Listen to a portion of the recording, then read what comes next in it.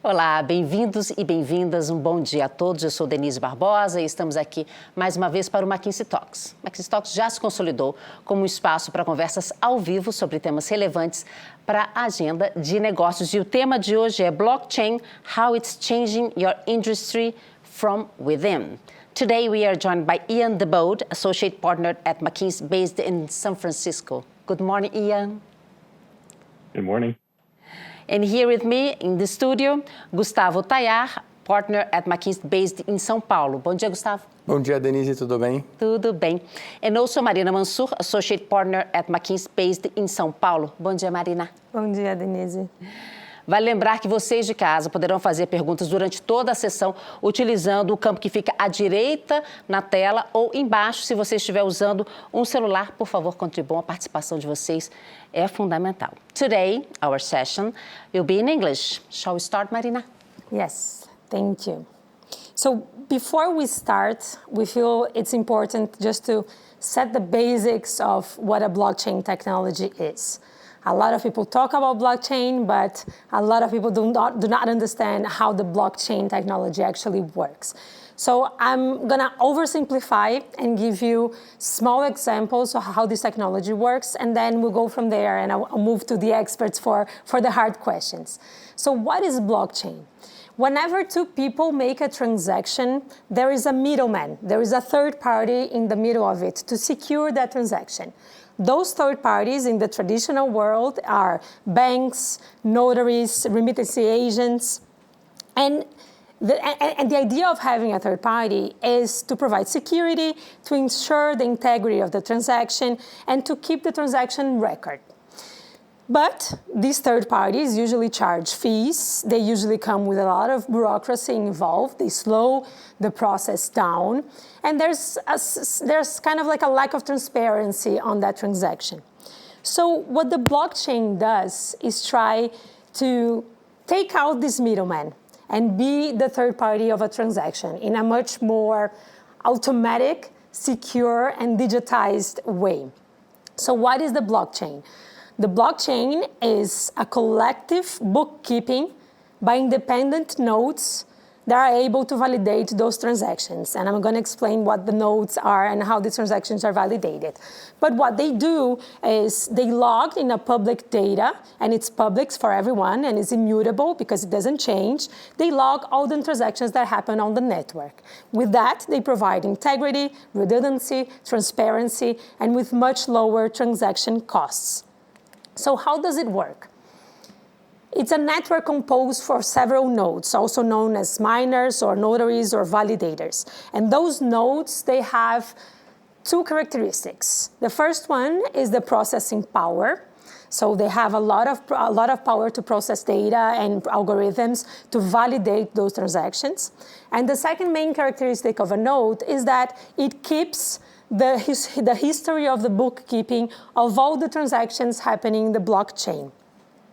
So let me give you a really simple example. And no, first of all, why we call it blockchain? Because it's actually a chain of blocks, right? So in this chain, you have several transactions.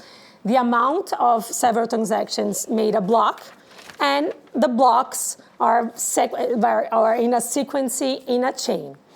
So all the past transactions can't be changed, they're immutable. And the balances and the validation, when a node is validating, he sees the whole blockchain, the whole history of that transaction. So let me give you a simple example. And again, I'm oversimplifying here just for the sake of the understanding. So imagine that you have multiple parties broadcasting their individual transactions to the blockchain, to the network. So they announce the transaction that they want to make. Once that transaction is announced, one node takes that transaction and validates through algorithms, for example. And once that node validates the transaction, he, for once, broadcasts the new blockchain. So he updates the blockchain and broadcasts for all the other nodes what the new blockchain, the new chain is. Once a significant number of nodes accepts the new blocks, so the other nodes have to validate the transaction as well, you have the transaction finished, replicated, and completed. So I hope with that simple explanation, everyone is now on the same page of how the technology works. But here we have two experts on the subject, and they will tackle the hard and complex questions. So Ian, first of all, thank you for your time. I know you're in San Francisco, so the time zone is crazy right now. So thank you for making the time to be here with us. And you have been working in several engagements with clients around the globe with the use of the blockchain technology. And I know there are different uses of the technology. We're going to talk about them in a few minutes. But I can imagine that for any clients, the first thought is it really secure? Is it really immutable and transparent and secure? So how secure is and how the security works? Yeah. No, I think it's a great question and one that immediately often pops up, right? So I think first and foremost, good to anchor on what do we mean by blockchain, because there's various different types, and what you just showed, I think, is the simplified version of it. But just using the blockchain that Bitcoin is run on as the main archetype, right? If we take that as the blockchain that we referred to, a couple of observations. Because every block builds on the previous one, the data integrity of a system like this is phenomenal, right? It is, as you just mentioned, it is nearly impossible to go back in time and change a data entry, because you would have to change all the blocks that follow on top of it. So the data integrity in blockchain has been proven to be very efficient and very good. Second piece is, because of the decentralized network of these various nodes and of these validation nodes, it is actually quite good in terms of an uptime perspective and a distribution perspective. So from an overall technology perspective, this is an incredibly robust piece of technology. It hasn't been hacked. The uptime of the Bitcoin blockchain is something along the lines of 99.999% since 2011, right? It is an incredibly secure system that by now has had, give or take, 10 years to run, and people feel very confident about the security. It's never really been hacked. What is worth mentioning, though, is that blockchain does have issues, but it's mostly related to private key safety.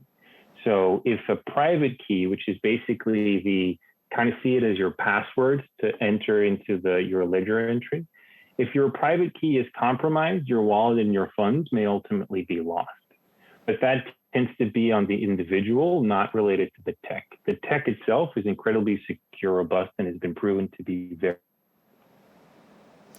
So, Ian, you mentioned Bitcoin, which is, I feel like it's the most common use of blockchain, right? And whenever someone thinks about blockchain, Bitcoin is the first thing that pops in their mind. So let's dig a little bit deeper into crypto assets. What are those crypto assets? Are they currencies? Are they equities? Will they substitute the dollar? How does it work? Yeah, no, it's a very good question. And most crypto assets all get thrown into one category, but the reality is there's various different types, right? Bitcoin, and there's various different blockchains. Bitcoin is an example of a native token that exists on a blockchain. Ethereum is another crypto that is typically well known as another native token. What we mean with a native token is that is the particular asset token that is used to pay the mining network to validate the transaction. That's really the main function of it. And as a result, it's kind of like a utility. And in the US, they've been classified as commodities, right? There are, on certain types of blockchains, many different types of tokens that could also be issued on top, such as Ethereum as smart contract. Once you get into that, there's a whole set of other tokens, governance tokens, stable coins, etc., that tends to be enabled. But Bitcoin in and of itself, and Ethereum is in and of itself, is a native token that exists on the chain and that is used to pay the miners to validate a transaction. And one of the questions that, and that goes back to the beginning of blockchain and to the crypto assets. Everyone asks about money laundering. How do you avoid blockchain becoming a huge network of money laundering, for example? Yeah, that's just another really good question, and one that gets asked almost every single conversation we enter, really. You will have statements and quotes by public figures that also, and investment institutions, right, that say, Bitcoin just shows you how much demand for money laundering there is in the world, and some of these ransomware attacks that have happened kind of illustrate that point. I think the reality is, if you look at what Bitcoin and most other crypto assets are primarily used for, it is for an investment use case and a store of value use case, right? The latest estimates actually say that only 0.3 to 0.5% of Bitcoin transactions can be related to illicit activities. The reason why we can say something like that in the first place is because the blockchain, the ledger that Bitcoin is run on, is public. And so what you can see is all these different wallet addresses and how the Bitcoin is flowing in between them. Once you know who owns a wallet address, you can then obviously start figuring out what is the flow of funds actually look like. So if you know the wallet address of a dark market or someone with illicit intent, you can then translate that to actual illicit activity. There are companies very specialized that have mapped out all these wallet addresses, Chainalysis, Elliptic. They've just raised a lot of money. Those names tend to be familiar. Their field that is just dedicated to understanding the flow of funds in Ethereum and other types of blockchains to make exactly that point. And so what's very apparent is the very vast majority of people use Bitcoin as a store of value, kind of like a digital gold. Now going to other use cases of the technology. Gustavo, you are the leader of the payment practice here in Brazil, and you have been working with financial institutions for quite a while now. So how can blockchain technology be used for those clients? So blockchain can be used in different ways, right? And I'll give you a few examples that we are seeing happening around the globe. So for instance, on trade finance, right, blockchain can record trade transactions and give assurance to buyers by tokenizing the traded assets, right? And this will make this process much more efficient.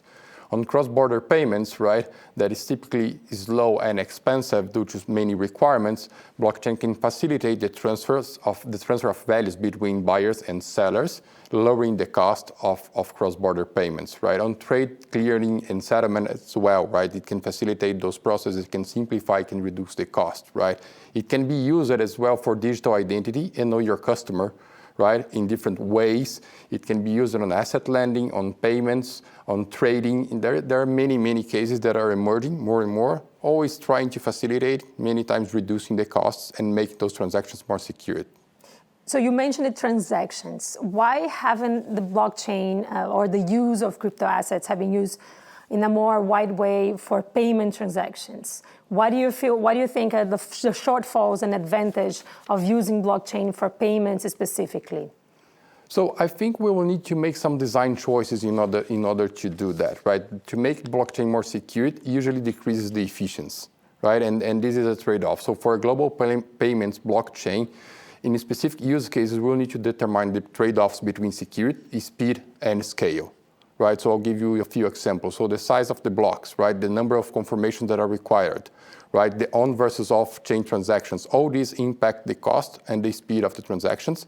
And we will need to define those parameters and whether we need more security, less security, more speed, less cost, and so on. And this will be important in order for blockchain to expand into payments more broadly. But you just mentioned that you can track the address and know if it's a black market address, and you can actually track all the transactions that address made.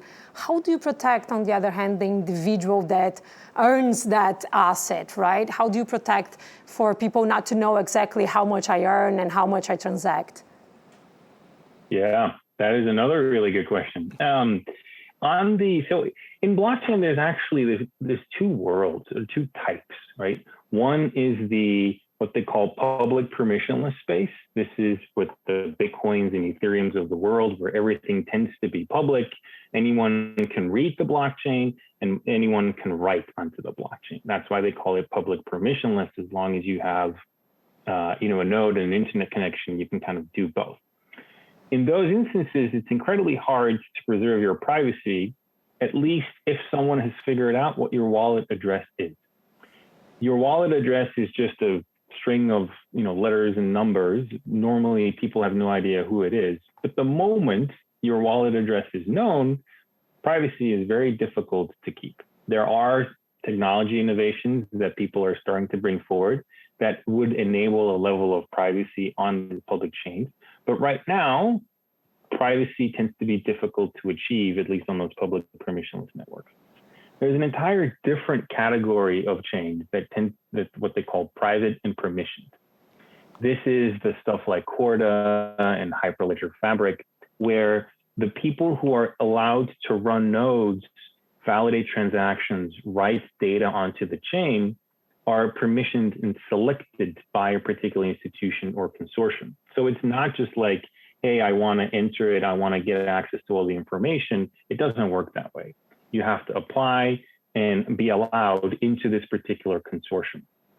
Because of that setup, there are also a lot more degrees of freedom that people can set on who is allowed to see which transaction. Because clearly, even in the consortium type of setting, you don't want your competitor to see all the transactions that you're doing. So the concept of privacy, in a way, has largely been solved, but it is on the private and permission side. On the public and permissionless space, there's still some technology innovation that needs to happen to fully address that.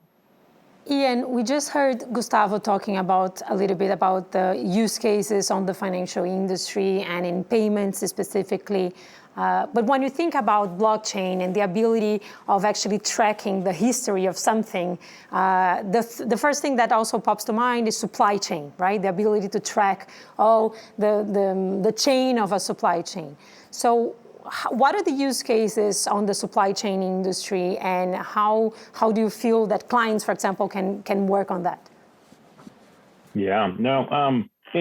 So the two big fields that really have so far been successful in applying blockchain tech, I would say financial services and supply chain, right?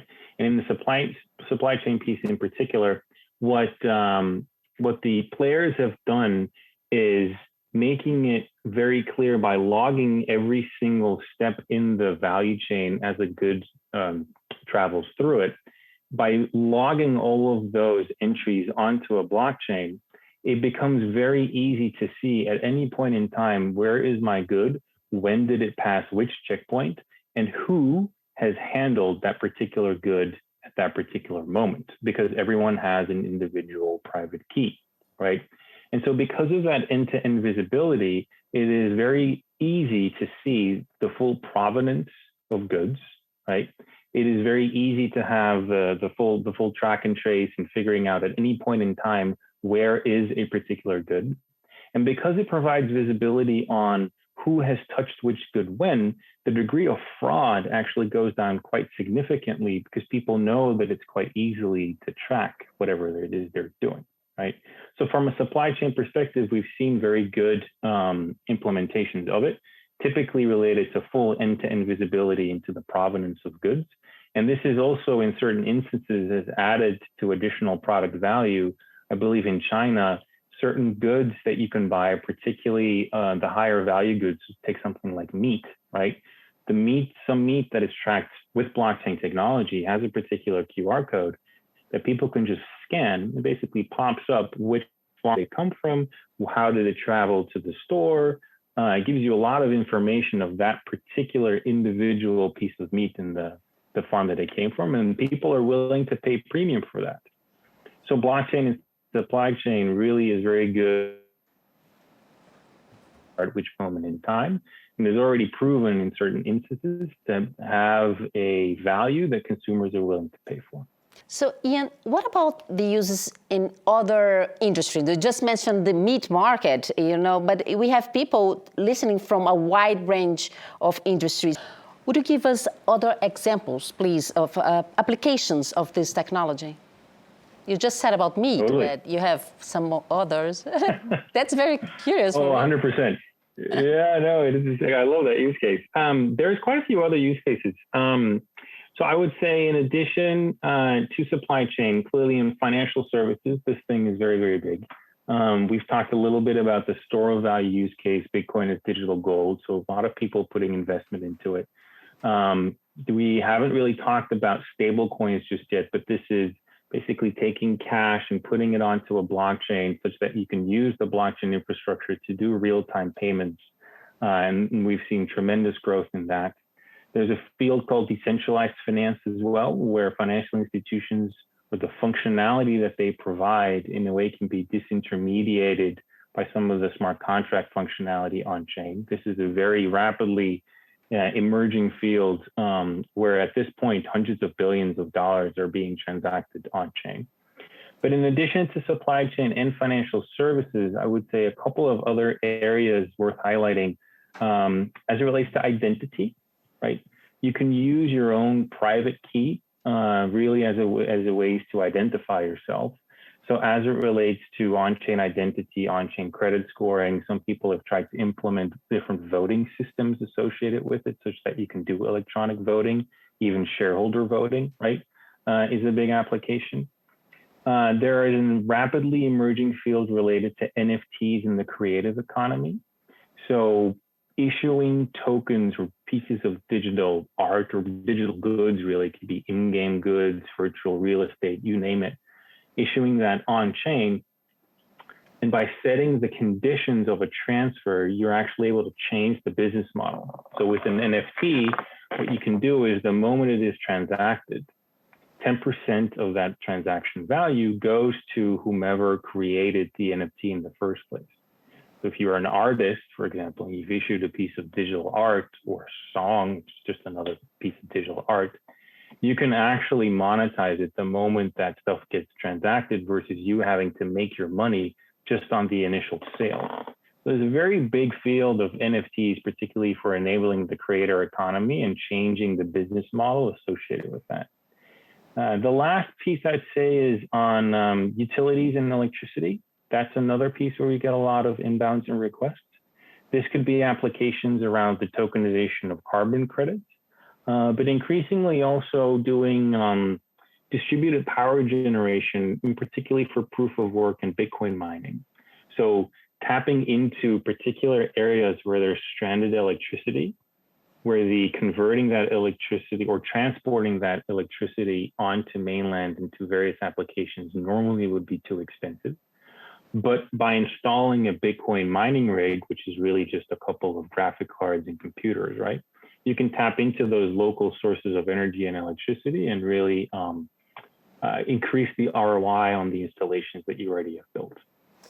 So that's some of the applications that we're seeing. But there's like tens and tens more, but I would say those are the ones that have truly gotten a little bit of traction to date. But just, you mentioned three things that for me are really curious, and I want to take the time to just deep dive on each one of them. Sorry, not to all of them because we might not have time. The first one are NFTs, right? Non-fungible tokens.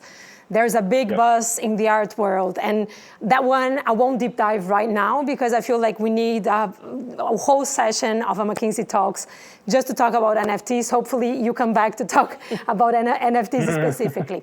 But you mentioned two other things that I feel is important to deep dive. The first one is smart contracts, right? Which smart contracts are basically digital contracts that are online, that are made through algorithms, and are immutable. So once the digital content is made, you cannot change it. What is the main difference between a smart contract and a bunch of lawyers making other contracts, and how those two are living side by side on the digital world? Yeah, it's a great question, and I think goes to the heart of why blockchain technology, particularly in something like financial services or other applications, could be pretty disruptive, right? What a smart contract is just a set of code that is written on a blockchain that supports smart contracts. Take Ethereum as the main example. It's just a very elaborate way of saying if this, right? A lot of actions that we tend to do that could be translated into an if this, then that, right? If I send funds into a particular liquidity pool, let's say digital dollars, I would like to get that equivalent value back in Ethereum. If I deposit money in a bank account, I expect the bank to lend that out and receive an interest rate on it, right? And so it basically, it has the ability to pre-program a lot of if this then that, which we're very used to, but in an automated way. And so once that contract is set and people can engage with it, you don't really need the intermediary that normally would provide these services, right? And so because of that, there is a very big potential to disintermediate a lot of the centralized entities that would exist.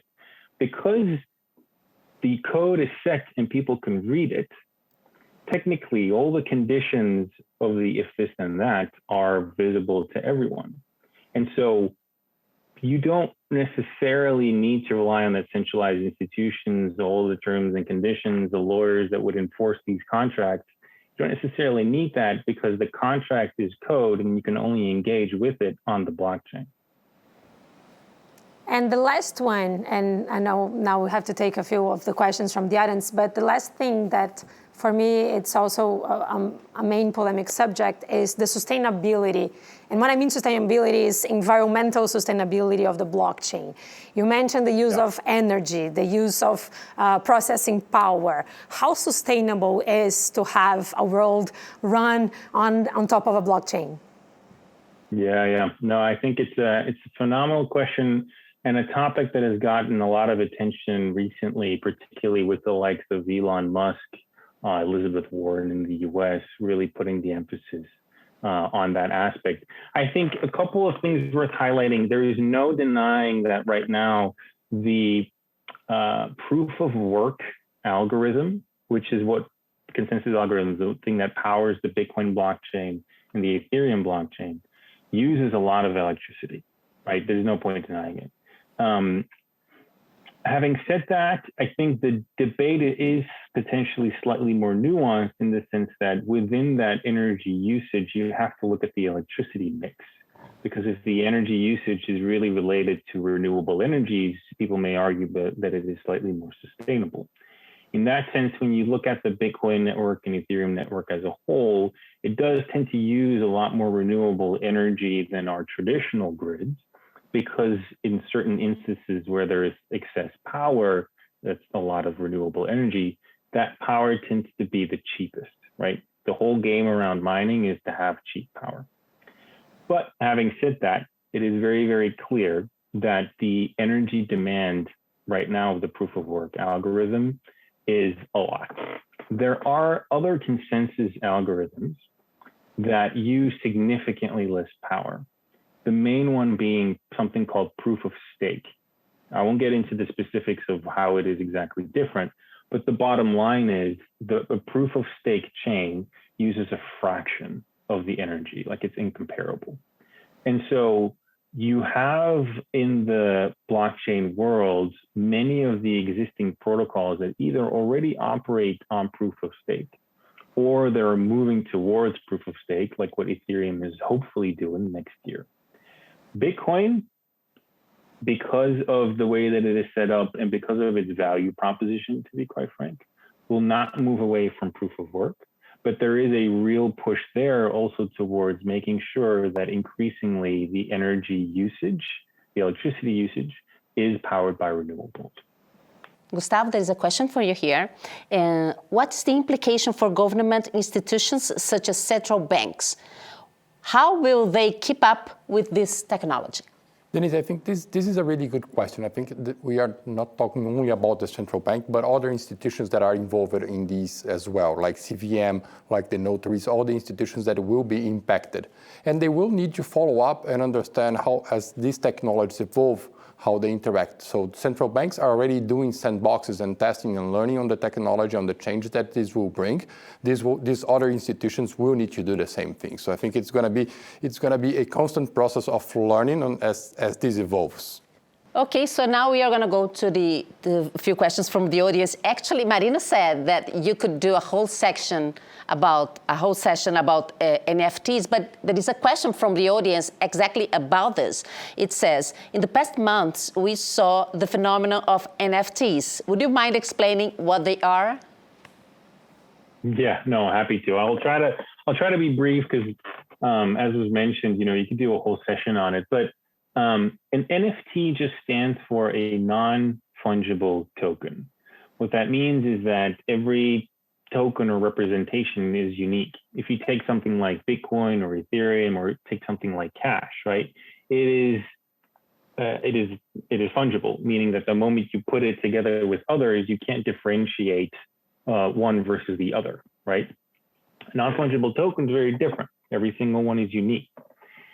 What that means is what it's typically being used for is pieces of art or just unique elements in the digital world. You could even think of a title to a home, right, as an NFT, right? A home tends to be unique, has a specific address related to it. Even something like movie tickets technically could be an NFT. The reason why there's such a big emphasis on NFTs right now is because it represents a bit of a fundamental shift to how consumers can view ownership.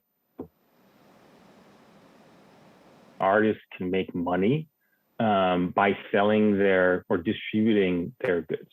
If you take the example of an artist, right? Normally, an artist will start off by not being very known and will sell their initial works kind of at a fraction.